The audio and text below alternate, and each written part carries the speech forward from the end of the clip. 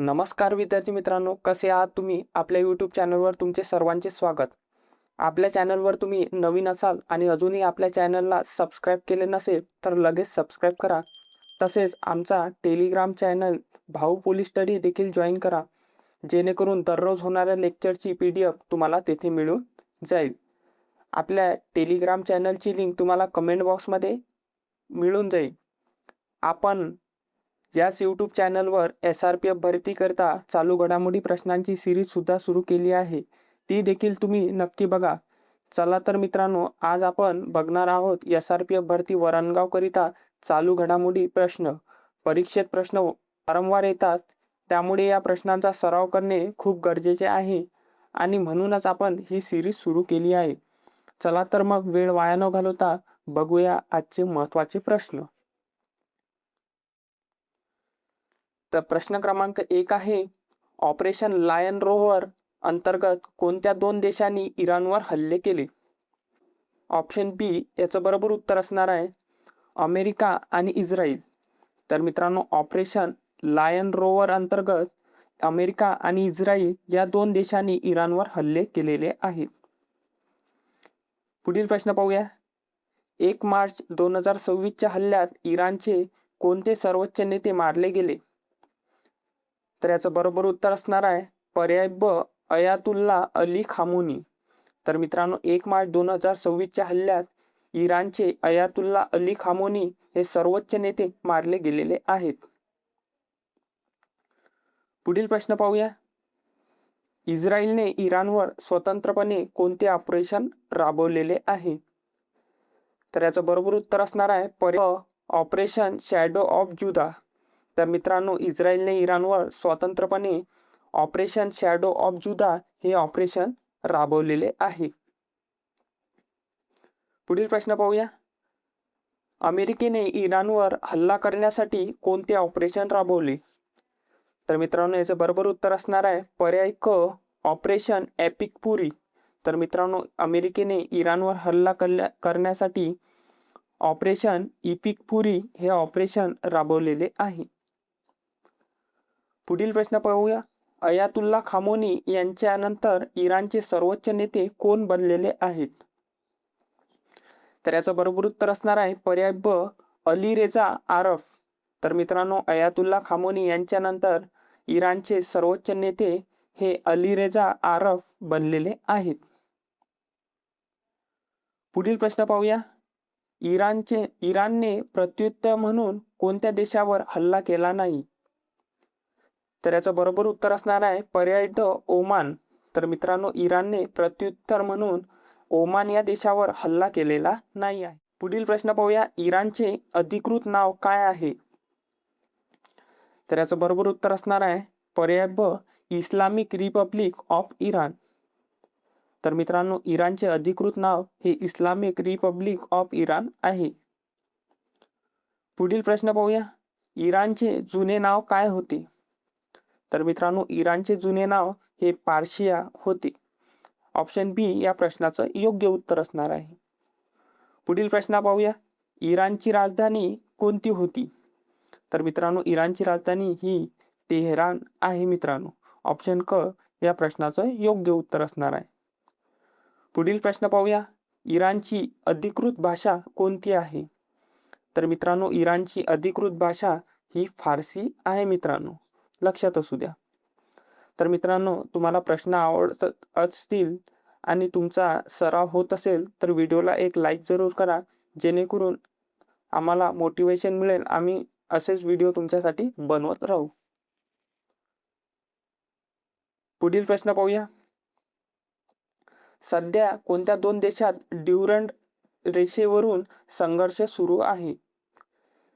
तर याचं बरोबर उत्तर असणार आहे पर्याय ब पाकिस्तान आणि अफगाणिस्तान या दोन देशात ड्युरंड रेषेवरून संघर्ष सुरू आहे मित्रांनो. पुढील प्रश्न पाहूया. अफगाणिस्तानने पाकिस्तानचे कोणते लढाऊ विमान पाडलेले आहे? तर याचे बरोबर उत्तर असणार आहे पर्याय क F-16 हे लढाऊ विमान पाडलेले आहे मित्रांनो. पुढील प्रश्न पाहूया. पाकिस्तानचे F-16 विमान कोणत्या देशाच्या बनावटीचे आहे? तर याचं बरोबर उत्तर असणार आहे पर्याय ड अमेरिका. तर मित्रांनो, पाकिस्तानचे F-16 विमान हे अमेरिका या देशाच्या बनावटीचे आहे. पुढील प्रश्न पाहूया. ड्युरंड रेषेचा काही भाग भारत आणि कोणत्या दोन देशादरम्यान आहे?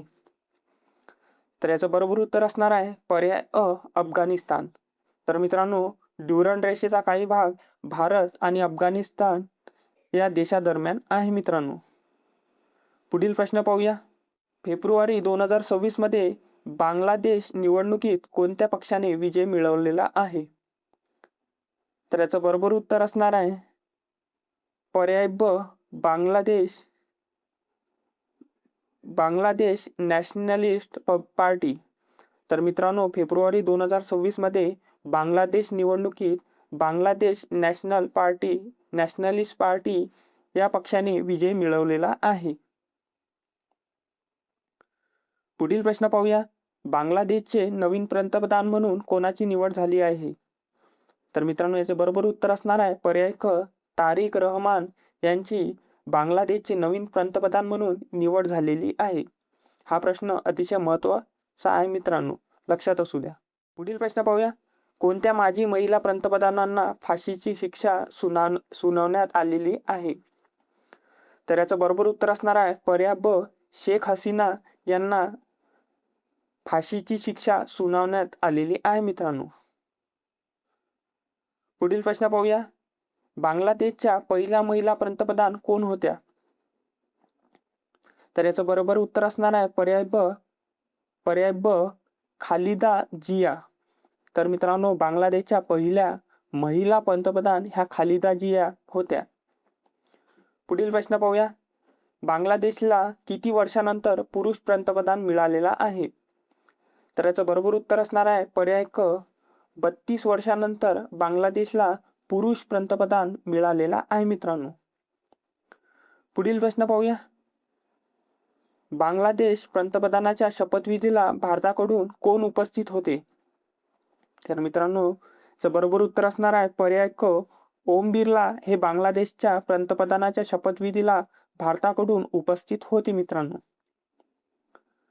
पुढील प्रश्न पाहूया. ट्रम्प यांनी जागतिक आयात शुल्क 10% किती टक्के केले? तर याचं बरोबर उत्तर असणार आहे पर्याय ब 15%. तर मित्रांनो, ट्रम्प यांनी जागतिक आयात शुल्क 10% 15% केलेले आहे. पुढील प्रश्न पाहूया. भारत युरोपियन युनियन व्यापार कराराला काय नाव देण्यात आले? तर याचं बरोबर उत्तर असणार आहे पर्याय क मदर ऑफ ऑल डील हे भारत युरोपियन युनियन व्यापार कराराला नाव देण्यात आलेले आहे मित्रांनो.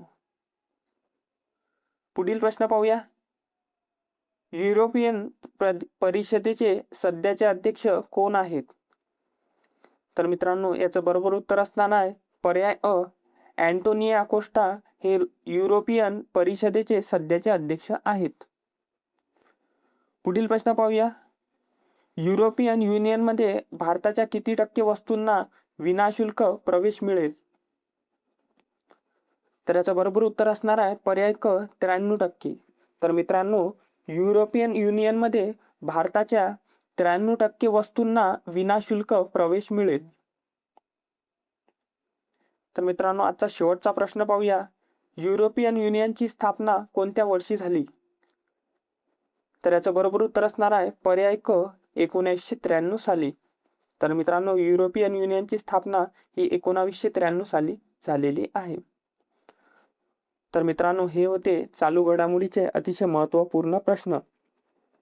जर मित्रांनो, तुम्हाला या व्हिडिओची PDF हवी असेल तर तुम्ही आपलं टेलिग्राम चॅनल भाऊ पोलीस स्टडी हे जॉईन करू शकता आणि तिथे आपल्या टेलिग्राम चॅनलची लिंक तुम्हाला कमेंट बॉक्समध्ये मिळून जाईल.